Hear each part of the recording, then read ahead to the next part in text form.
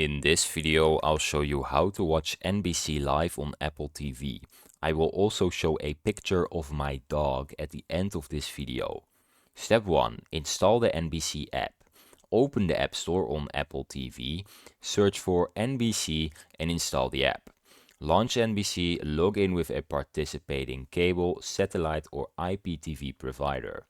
Access NBC Live and on-demand shows. Or use Peacock, YouTube TV, Hulu Live, Fubo TV, Sling or DirecTV Stream. Download a streaming service app from the App Store. Peacock, Hulu Plus, Live TV, YouTube TV, Fubo TV, Sling, Blue or DirecTV Stream.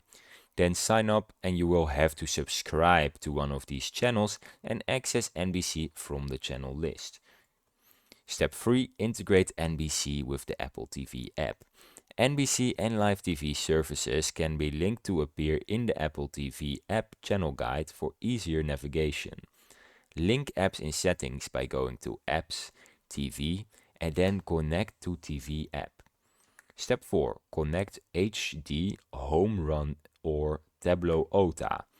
Set up an HD Home Run or Tableau Digital Tuner on your home network.